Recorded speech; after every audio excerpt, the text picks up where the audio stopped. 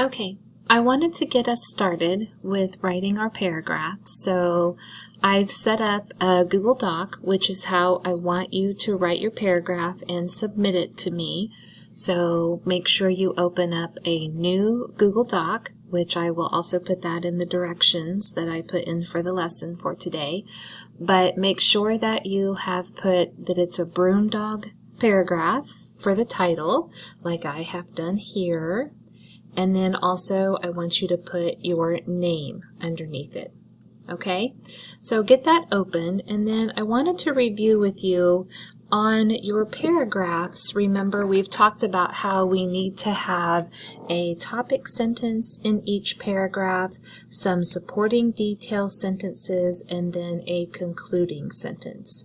So we always want to make sure that we're introducing our topic or what we're writing about with that first sentence. So I'm going to give you a good example sentence to use for your topic sentence, and you can utilize my sentence as much as you want. You can rewrite your own if you want, but I wanted to kind of give you a good example sentence for the topic sentence, so that's a little bit easier for you to at least get your paragraph started.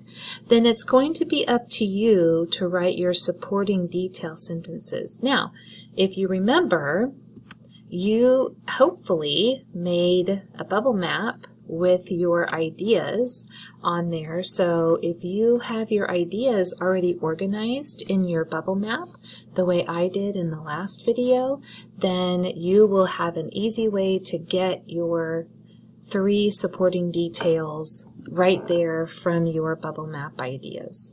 So then you will be able to write a concluding sentence. So that will be your last step that you will want to do, is to write a concluding sentence in your paragraph. Now, you don't have to have only 3 supporting detail sentences. If you'll remember, I had 4 bubbles in my map, so I would probably want to have 4 detail sentences before my concluding sentence. All right, so let me show you how I would get started. Okay, so if you remember, our topic was, what is Canton afraid of and how does he overcome his fear? So I would want to write a topic sentence that would make sure my reader knows that I am going to be writing to respond to that question. So I don't need to necessarily ask that question in my sentence, but I need my sentence to make sure that it tells the reader that that's what I'm going to be doing. So I'm going to write a sentence now that will explain that to the reader. So I'm going to start my paragraph by indenting. Remember to indent to start with. And it says, I'm going to say, in the story, and you would always want to make sure that you include the name of the story, the broom dog.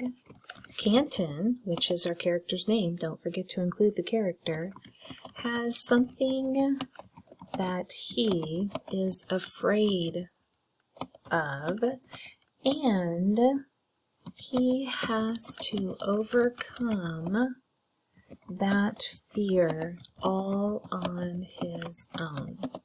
So that's where I would start my paragraph, to kind of introduce to the reader that this is what my paragraph is going to be about.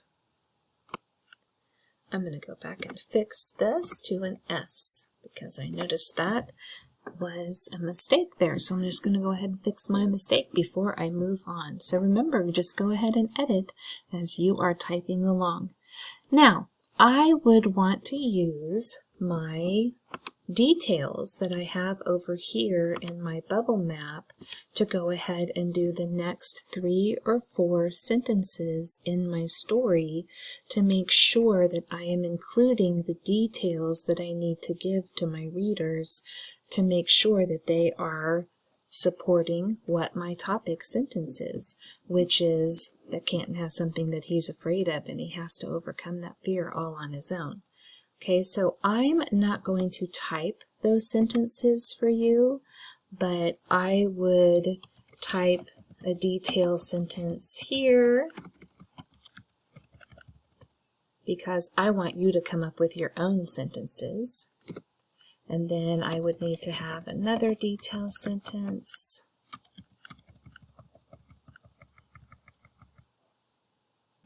And maybe I would start my next detail sentence over here. Oops. There we go. I see what happened. There we go. I want it to look as much like a paragraph as possible here. There we go. And then another detail sentence here. Now, like I said, I would probably end up having 4 detail sentences because I had 4 bubbles in my bubble map. Okay, so make sure that you have a detail sentence for every single bubble that you have in your bubble map.